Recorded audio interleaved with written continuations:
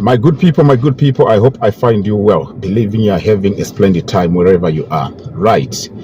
I'm not an Air Zimbabwe spokesperson, but from the technical side, I know exactly what's happening with the launch of the Air Zimbabwe flight from the UK to Zimbabwe. This is information that I would kindly ask people to spread around so that you help each other.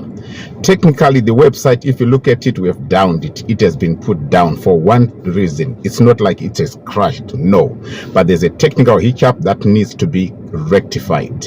What's happened is the promotion is starting from the 22nd of July up to the 9th of August. I want you to take note of these dates. It's starting from the 22nd of July up to the 9th of August. So the system was allowing people to buy return tickets that are outside of the promotion dates. That's why the website has been put down. So the 650, it's a return from the 22nd to any return date that's within the governing date of the 9th of August. So if you are to come back on the 9th, it's going to remain at 650. If you are to come back before the 9th, it's going to remain at 650. But anything outside of the circle of the 9th of August, it's gonna be the full price. This is just a promotion. So don't I want you to help us spread the word and say very soon the website is going to come up after we have rectified the error.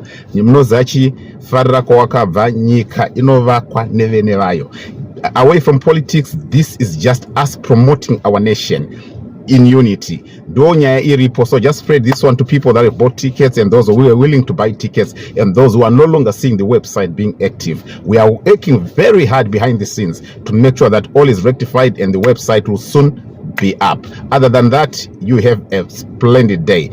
Good day. Bye.